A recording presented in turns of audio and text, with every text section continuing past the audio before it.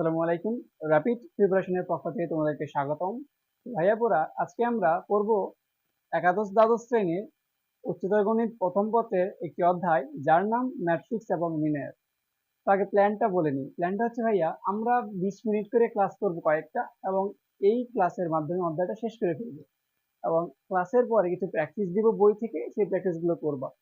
তো চলো ভাইয়া শুরু করি।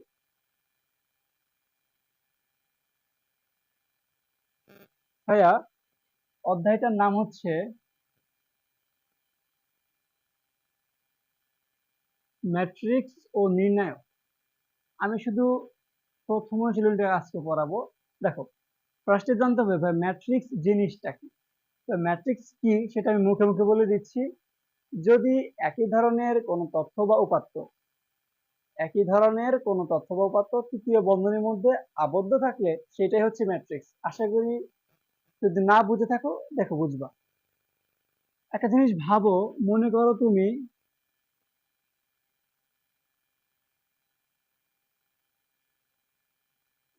শনিবারে রসায়ন পড়ো 2 ঘন্টা, রবিবারে পড়ো 1 ঘন্টা, এবং পদার্থবিজ্ঞান শনিবারে পড়ো 1 ঘন্টা, রবিবারে পড়ো 2 ঘন্টা। কিছু তথ্য এবং উপাত্ত দেওয়া আছে, এবং এইগুলা একই ধরনের তথ্য উপাত্ত। কারণ তুমি কি বই পড়তেছো, কোন বারে কত ঘন্টা, সেই সময়ের একটা উপাত্ত দেওয়া আছে, এবং এইগুলা দিয়ে আমরা একটা ম্যাট্রিক্স বানাবো। ম্যাট্রিক্সটা হবে, আগে দিবা তৃতীয় বন্ধনী, দেওয়ার পর লেখা আছে 2, লিখলা 2, আছে 1, লিখলা 1, এখানে 1, এইখানে 2, তৃতীয় বন্ধনী দ্বারা আবদ্ধ করে দিলাম। আবদ্ধ করার ফলে আমরা যেটা পাইলাম, এই সম্পূর্ণটাই হচ্ছে একটা ম্যাট্রিক্স। আশা করি বোঝাতে পারলাম যে ম্যাট্রিক্স জিনিসটা কি। তো চলো ভাইয়া, ম্যাট্রিক্স বোঝার পর আমরা পরের পার্টটাতে যাই।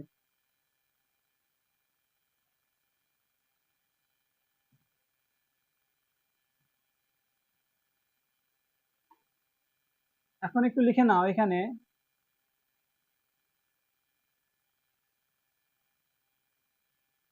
সারি,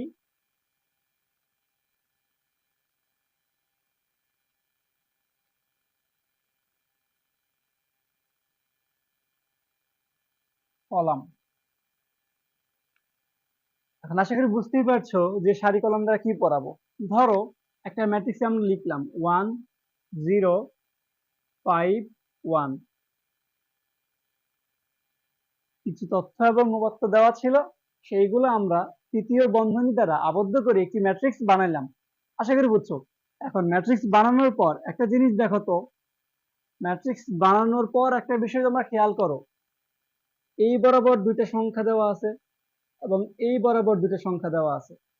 ঠিক আছে, এটাকে আমরা বলতে পারি আনুভূমিক বরাবর।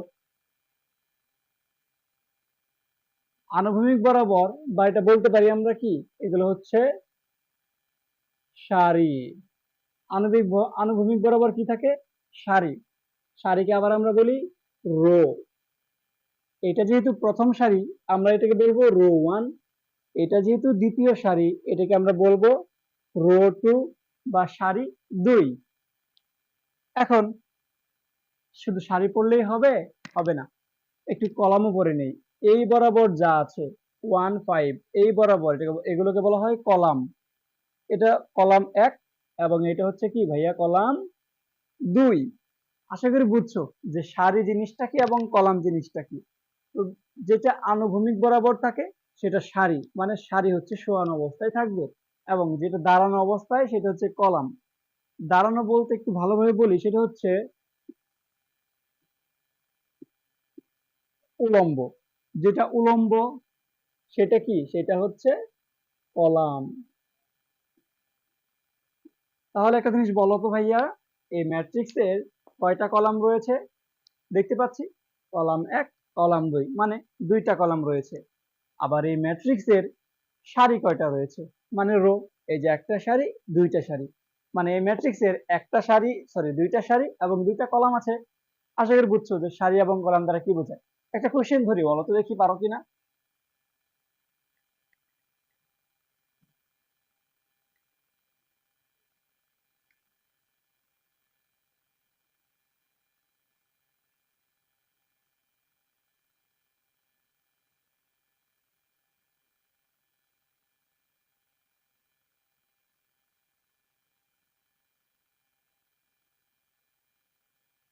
ভাইয়া পুরা এটা হচ্ছে একটা ম্যাট্রিক্স, কিছু তথ্যপাত্র তৃতীয় বন্ধনী দ্বারা আবদ্ধ করা আছে, মানে একটি ম্যাট্রিক্স সম্পন্ন হলো।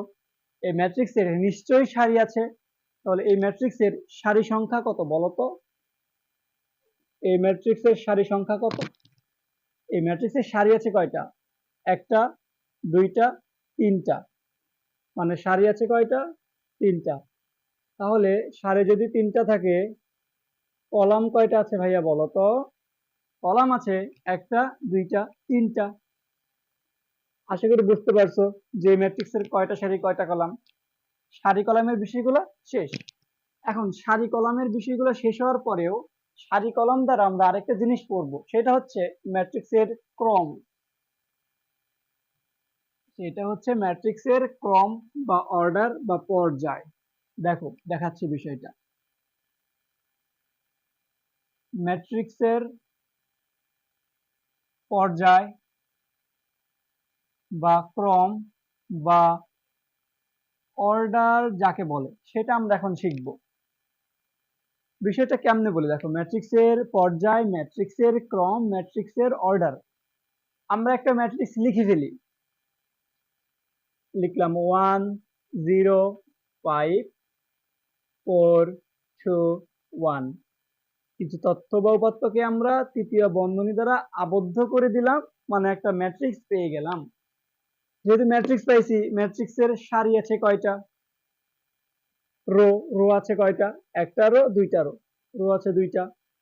সারি, সরি কলাম আছে কয়টা? একটা, দুইটা, তিনটা। তিনটা। এখন সারি কলাম তো আমরা আগের টপিকেই পড়ে আসলাম, সারি কলাম তো সমস্যা নেই। সমস্যা হচ্ছে ম্যাট্রিক্সের ক্রম জিনিসটা কি সেটা জানতে হবে। তো চলো দেখি ম্যাট্রিক্সের ক্রমটা কি। আগে সারি, আগে ম্যাট্রিক্সের ক্রম কেমনে বের করে সেটা দেখাচ্ছি। সারি সংখ্যা, তারপর ক্রস চিহ্ন দিবা, তারপর লিখবা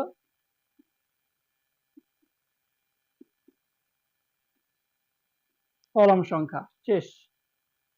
এটা সমান কি ম্যাট্রিক্সের ক্রম বা পর্যায় বা অর্ডার। আশা করি খুব সহজেই বুঝতে পারছো। তো চলো দেখি এই ম্যাট্রিক্সের ক্রমটা বের করি। এই ম্যাট্রিক্সের সারি কয়টা ভাইয়া? সারি সংখ্যা হচ্ছে দুইটা, লিখে দিলাম 2, ক্রস চিহ্নটা দিলাম। কলাম সংখ্যা কয়টা ভাইয়া? তিনটা, লিখে দিলাম 3। এটা হচ্ছে এই ম্যাট্রিক্সের ক্রম। কিন্তু এটা তো আমরা লিখবো, কিন্তু পড়ার সময় কি বলবো? এটাকে আমরা 2 গুণন 3 বলবো না, সেটা তো 6। এটাকে আমরা বলবো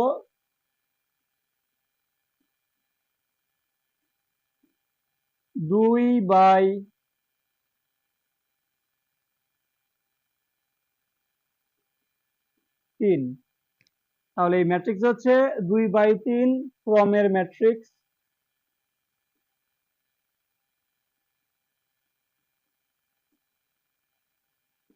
আশা করি ম্যাট্রিক্সের ক্রম নিয়ে তোমাদের আর কোনো প্রবলেম নেই। তবু আমিও কিছু আরেকটা কোয়েশ্চেন দেখাচ্ছি, দেখো তোমরা নিজেরা পারো কিনা। এগুলো তুলে নিয়েও আর মুছে দিলাম।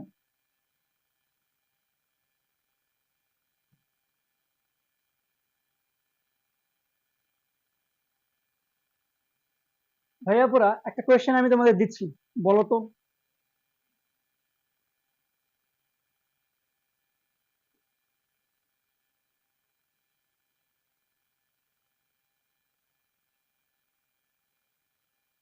কিছু তথ্য এবং উপাত্ত দেওয়া আছে, তৃতীয় বন্ধনী দ্বারা আবদ্ধ করা আছে, তার মানে এটা হচ্ছে একটা ম্যাট্রিক্স। আমরা ম্যাট্রিক্সের একটা নাম দিয়ে দিলাম। তো চলো ম্যাট্রিক্সের নাম দিলাম এস ম্যাট্রিক্স। যেহেতু আমার নাম সিয়াম এস তে, তার জন্য দিলাম এস ম্যাট্রিক্স। একটা বিষয়, এই ম্যাট্রিক্সের ক্রম বের করতে পারবা?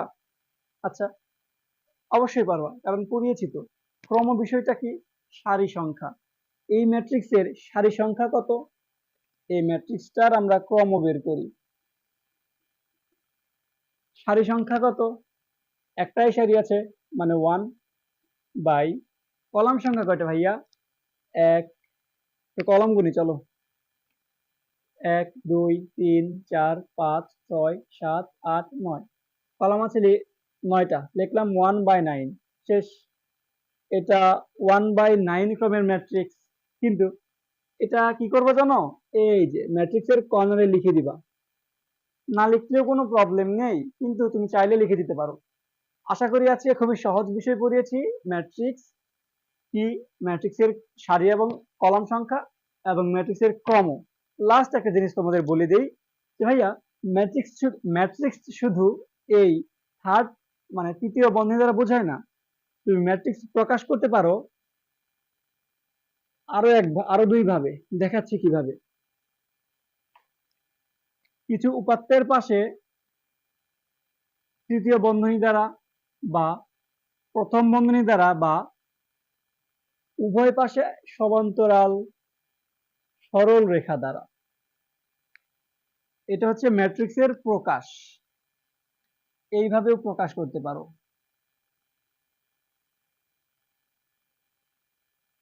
আশা করি ক্লিয়ার। কিন্তু তোমরা এই ভুল যেন কখনো না করো, যে ভুলটা দেখাবো সেই ভুল যেন কখনো না করো। আমি কলেজ লাইফে থাকতে এই ভুলটা করে ফেলেছিলাম এবং আমার মার্ক সম্পূর্ণ কাটা দিয়েছিল।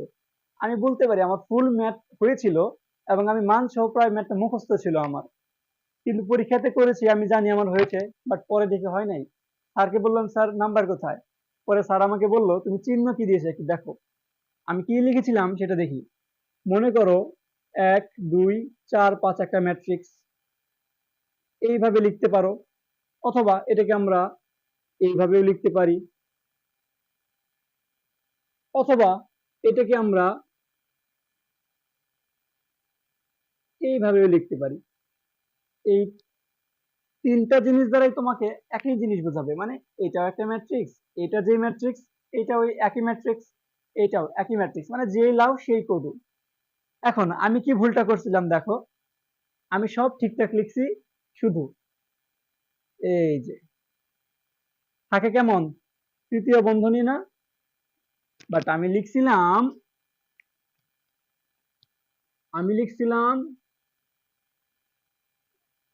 এরকম একটা কিছু,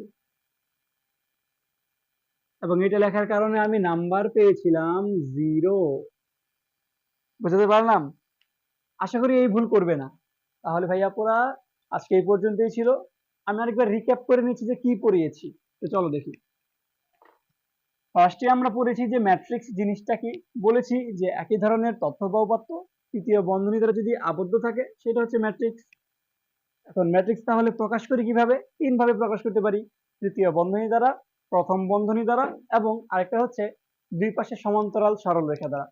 এরপর পড়েছি ম্যাট্রিক্সের সারি এবং কলাম। তো সারি এবং কলাম খুব সহজেই বের করতে পারি। সারি কোনগুলা?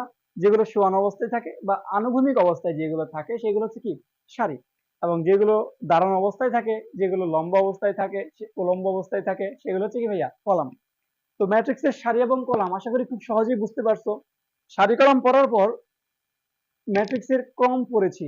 ক্রমের আরেকটা নাম হচ্ছে পর্যায় অথবা অর্ডার। ক্রম কেমনে বের করি? আগে সারি সংখ্যা লিখবো, ভিতরে ক্রস চিহ্ন দিব, তারপর কলাম সংখ্যা লিখবো। এটা হচ্ছে ম্যাট্রিক্সের ক্রম। ভুল করে আগে কলাম পরে সারি দিলে কিন্তু হবে না, এটা ভুল হয়ে যাবে। এখন একটা বিষয় বলি, সেটা হচ্ছে এই ক্রম থেকে, ম্যাট্রিক্সের ক্রম থেকে প্রত্যেকবারই অ্যাডমিশনে কোয়েশ্চেন আসছেই। মানে এই ক্রম অ্যাডমিশন বাদ যাবে, এই ক্রম থেকে কোয়েশ্চেন আসা বাদ যাবে না। বিষয়টা অনেকটা এরকম, মজা করে বললাম আর কি। তো ভালো থাকো, সুস্থ থাকো এবং র্যাপিড প্রিপারেশনের সাথে থাকো। আসসালামু আলাইকুম।